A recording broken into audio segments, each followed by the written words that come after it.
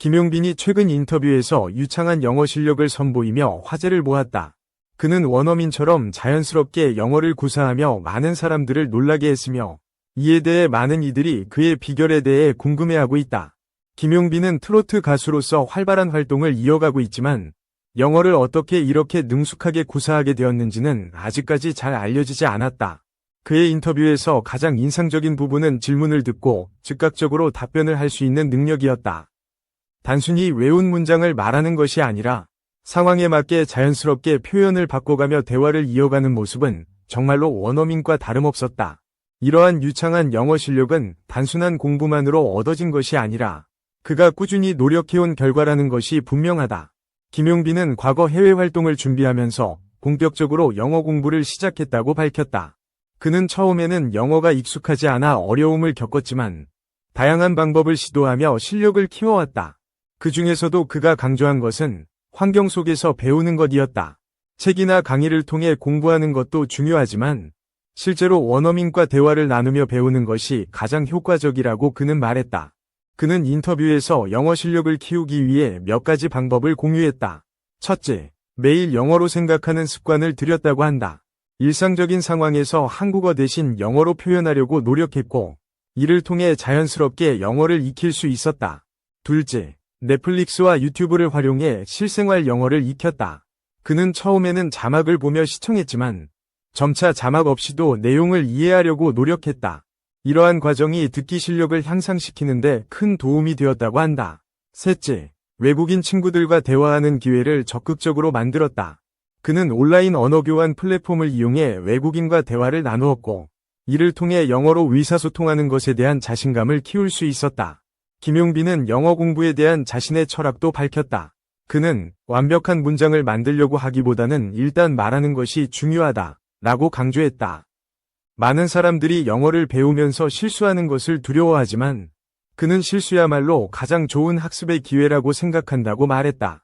그의 영어 실력은 무대에서도 빛을 발하고 있다. 그는 해외 팬들과 직접 소통하며 글로벌 팬층을 넓혀가고 있으며 앞으로 해외 공연과 방송 활동도 적극적으로 계획하고 있다고 한다. 그는 언어가 다르다고 해서 소통이 어려운 것은 아니다 라며 음악을 통해 세계 각국의 팬들과 더 가깝게 소통하고 싶다는 포부를 밝혔다. 이번 인터뷰를 통해 김용빈이 단순히 뛰어난 가창력을 가진 가수가 아니라 새로운 도전을 두려워하지 않고 꾸준히 노력하는 아티스트라는 사실이 다시 한번 입증되었다. 그의 영어 공부 비결은 많은 사람들에게 동기부여가 되고 있으며 그가 앞으로 보여줄 더 큰 성장이 기대된다. 그의 글로벌 행보가 어디까지 이어질지 많은 팬들이 그의 다음 활동을 기대하며 응원하고 있다. 2. 손담비, 손절설 공효진과 추억 회상, 코끝이 시큰거린다. 가수 겸 배우 손담비가 출산을 앞두고 손절설에 휘말린 공효진과 함께한 추억을 회상했다. 8일 손담비는 자신의 계정에 폭삭 속았수다 포스터를 공개하며 코끝이 시큰거린다. 역시 임상춘 작가님 이라고 적었다. 임상춘 작가는 손담비가 배우로 인정받게 해준 드라마 동백꽃 필 무렵 위 작가이기도 하다.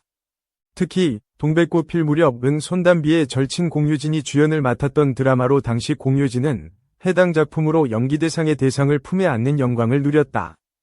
동백꽃 필 무렵은 단순한 로맨스 드라마를 넘어 편견에 맞서는 여성, 조건 없는 사랑, 스릴러까지 결합된 웰메이드 드라마로 평가받았다. 특히 공효진과 강하늘의 연기 케미, 섬세한 대사, 현실적인 사회 문제를 담은 힐링 휴먼 가족 장르로 많은 시청자들의 사랑을 받았다. 손담비는 최근 자신의 채널에서 결혼 후 인간관계가 많이 바뀌었다. 난 진짜 걱정도 많고 소심하다. 근데 결혼하고 나서 많이 바뀐 것 같다. 쉬면서 많이 느꼈다. 조급해하지 말고 때를 기다리자는 것으로 바뀐 것 같다. 인생은 정말 알 수 없는 것이지만 기대해봐도 좋은 인생인 것 같다. 고 말했다. 또 난 예전에 어둠을 좋아하고 아티스트처럼 이상한 병이 있었다. 남자도 그런 쪽을 좋아하는 줄 알았다. 고 털어놨다. 스피드스케이팅 선수 출신 이규혁과 결혼 후 삶이 긍정적으로 바뀌었다고 했다. 결혼을 하고 느끼는 나는 건강한 사람을 좋아하는 사람이더라. 내 인생이 이렇게 될 줄 몰랐다. 고 말했다. 그러면서 저희 오빠는 정말 올바른 정신과 멘털이 강하고 건강한 사람이라며 남편 이규혁에 대한 애정을 드러냈다. 손담비는 2007년 크라이 아이로 데뷔했다. 미쳐서 토요일 밤에 등의 히트곡을 냈다. 2009년 연기자로 전향했다. 드라마 드림 2009, 빛과 그림자 2011-2012, 가족끼리 왜 이래 2014-2015, 미세스 카비 2016, 동백꽃 필 무렵 2019, 영화 배반의 장미 2018 등에 출연했다. 한편 손담비는 2022년 5세 연상의 전 스피드스케이팅 선수 이규혁과 결혼했다. 결혼식 당시 정여원, 공효진 등 부모님들끼리도 친해 여행을 자주 간다던 절친들이 불참해 손절설이 불거지기도 했다. 손담비는 올해 4월 출산을 앞두고 있다. 손담비 이규혁 부부의 2세의 성별은 딸인 것으로 전해졌다.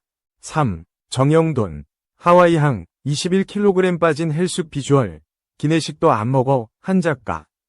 기러기 아빠 정형돈이 가족들을 만나러 하와이로 떠났다. 지난 7일 정형돈의 아내 한유라 작가의 SNS 채널에는 주객전도, 채널주 바뀔 위기에 놓인 한 작가와 제목 없음 채널주, 다시 돌아온 캐리어 언박싱 라는 제목의 영상이 올라왔다. 아내 한유라는 드디어 그가 돌아왔다 며 이번에도 남편이 들고 온 캐리어 언박싱. 소소하게 30kg 3개 들고 왔다. 이번 물건 중 최고의 히트가 있다 며 남편이 가져온 캐리어 안 물건들을 소개했다. 공개된 영상에서 하와이에서 체류 중인 아내와 쌍둥이 딸들을 만나기 위해 정영돈은 하와이로 향했고, 아내의 영상에 보탬이 되기 위해 기내에서 영상을 찍기도 했다. 앞서 21kg 감량 소식과 함께 몰라보게 날씬해진 모습으로 많은 관심을 받았던 정영돈은 아내를 만나 한 작가 보고 싶었다 며 기내식도 한 끼도 못 먹었다고 말했다. 정영돈은 여전히 감량 후 헬스한 모습을 보여 체중을 유지하고 있음을 추측하게 했다. 또한 정영돈은 쌍둥이 딸들이 좋아하는 에스파, 투어스에 쌓인 앨범을 선물로 줬고, 딸들은 정영돈에게 큰 절을 올리며 기뻐해 훈훈함을 자아냈다. 한편 정영돈은 4개월여간의 다이어트로 무려 21kg 감량의 화제를 모았다. 4. 고 서희원 떠난 지 한 달, 구준엽 장모, 슬픔은 혼자 간직해, 위미심장, 텐 이슈. 가수 구준엽, 56, 위 장모이자 대만 배우 고 서희원, 쉬쉬위안 48, 위 어머니인 황춘매이, 가 딸을 잃은 아픔을 표현해 안타까움을 사고 있다. 9일 대만 매체 이티투데이 등에 따르면 서희원의 어머니 황춘매는 최근 SNS를 통해 슬픔은 혼자 간직해라 고 적었다. 또 고인이 생전 부른 노래를 업로드하며 세상을 떠난 딸을 향한 그리움을 표현했다. 서희원이 사망한 지 한 달이 넘은 상황에도 황춘매는 슬픔에서 좀처럼 벗어나지 못하고 있다. 황춘매는 내 마음에 구멍이 생겼어. 어떻게 채울 수 있을까? 정의는 회복될 수 없다고 생각해. 전장에 갈게. 날 응원해. 그는 거짓말쟁이야. 나는 멍청이야. 라는 속마음을 여러 차례 토로했다. 또 지난달 28일 서희원이 부른 다이아몬드를 공유하기도 했다. 황춘매는 지난 10일 서희원 사망 후 처음으로 입을 열고 자신의 마음을 토했다.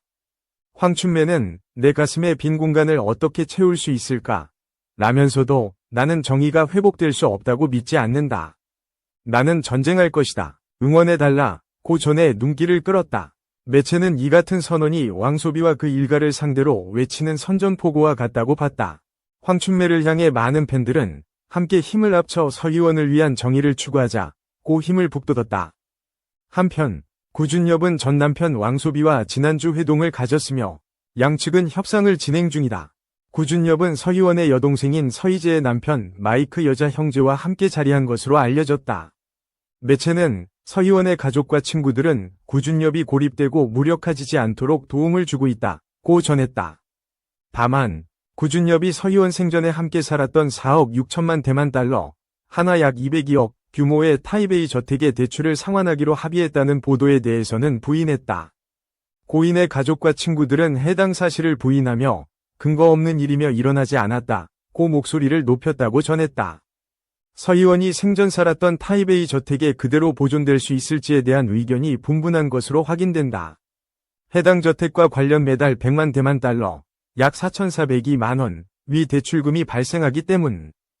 일부 변호사들은 해당 대출금을 지불할 의향이 있는 사람이 없다면 은행이 저택을 압류하고 경매할 수도 있다고 봤다.